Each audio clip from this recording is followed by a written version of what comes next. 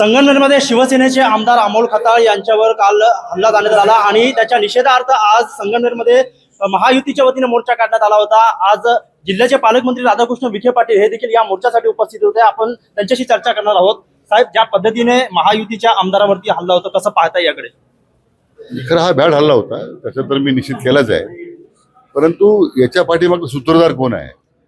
शेवटी तालुक्यामध्ये लोकशाहीचं राज्य आहे, ठोकशाहीचं नाही आहे। लोकांनी त्या ठोकशाहीच्या विरुद्ध कौल दिलेला आहे आणि पुन्हा लोकशाही प्रस्थापित केलेली आहे। आता जर काही लोकांना ते मान्यच नसेल, अशा ज्या विकृती आहेत त्यातून हा झालेला हल्ला आहे, त्या सगळ्या विकृतीचा मी निषेध करतोच आहे। पण हल्लेखोराच्या पाठीमागे मास्टरमाइंड कोण आहे याचा सुद्धा शोध घेऊन त्यावर कारवाई झाली पाहिजे, अशी आमची मागणी आहे। गेल्या अनेक दिवसांपासून आपण जर बघितलं तर संगमनेर अशांत करण्याचा प्रयत्न होतोय, कसं पाहताय या सगळ्या गोष्टींकडे? असं आहे की संगमनेरमध्ये मी म्हटल्याप्रमाणे काही लोकांना अजून पराभव पचनी पडत नाही। कोणत्या ना कोणत्या मार्गाने अशांतता निर्माण करायची आणि महायुतीला बदनाम करायचं असा तो प्रयत्न आहे, पण त्यांच्या प्रयत्नाला यश मिळणार नाही। म्हणून माझं त्यांना आव्हान आहे की तुम्ही हे सगळे प्रयत्न आता बंद करा। जनतेने कौल दिलेला आहे, तो आता खुल्या मनानं स्वीकारा।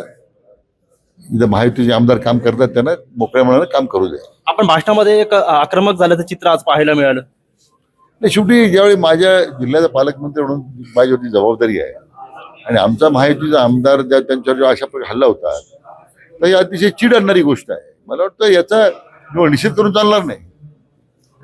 अंतिमतः लॉजिकल एंडला आम्हाला घेऊन जायचं, याचे मास्टरमाइंड कोणी म्हटल्याप्रमाणे, म्हणून कारवाई झाली पाहिजे आणि ती कडकच झाली पाहिजे। त्यासाठी कोणालाही पाठीशी घालण्याचा कोणी प्रयत्न करत असेल तर त्या यंत्रणेला सुद्धा जे कोणी अधिकारी असतील त्यांच्यावर सुद्धा कारवाई करणार आहे। शिर्डी मतदारसंघात दहशतवाद आहे असं वारंवार म्हटलं जातं, परंतु संगमनेरची परिस्थिती काय, तुम्ही काय सांगा? असे की शिर्डीच्या जनतेने मला पुन्हा मोठ्या मतं देखील निवडून दिलं आणि संगमनेर तालुक्यामध्ये लोकांनी त्यांना पराभूत केलं। संगमनेरच्या लोकांनी दहशतवाद पराभूत केलेला आहे आणि शिर्डी मतदारसंघातून लोकशाहीचा विजय झालेला आहे। सर, आपण जर बघितलं तर आपण उपसमितीचे अध्यक्ष आहात, जरांगे पाटील मुंबईमध्ये दाखल झालेले आहेत, काय त्यांच्यासोबत चर्चा होणार आहेत? असे की आमच्या स्तरात त्यांच्या आता मुंबईत दाखल झाले, त्यांच्याबद्दल त्यांची आता भूमिका काय आहे, त्यांचं निवेदन आम्हाला प्राप्त झालेलं आहे। आमच्या स्तरावर विचारविनिमय सुरू आहे, सरकार चर्चा करायला तयार आहे। उद्धव ठाकरेंनी आता उपराष्ट्रपती पदाची निवडणूक आहे, उद्धव ठाकरेंचं म्हणणं आहे की रेड्डींना मतदान करण्यासाठी मी फडणवीसांना फोन करणार, कसं पाहता या वक्तव्याकडे? आता तो त्यांचा प्रश्न आहे, उद्धवजींनी काय करायचं, कोणाला फोन करायचं। म्हणजे ज्यावेळी 19 साली सत्ता स्थापन करताना भाजपशी विश्वासघात ज्यांनी केला, त्यावेळी अनेक फोन त्यांना करण्याचा प्रयत्न आम्ही केला, माननीय फडणवीस साहेबांनी केला। पण असं की सत्तेच्या लालसापोटी त्यांनी हिंदुत्व सोडलं, सगळं सोडलं होतं। आता माहित नाही ते काय करतात। नक्कीच आपण या ठिकाणी जर बघितलं तर मुंबईमध्ये जरांगे पाटील पोहोचलेले आहेत आणि उपसमितीचे अध्यक्ष विखे पाटील असल्यामुळे ते देखील त्या ठिकाणी पोहोचणार आहे आणि त्यांचं पत्र जे आहे तर सरकारला प्राप्त झालेलं आहे।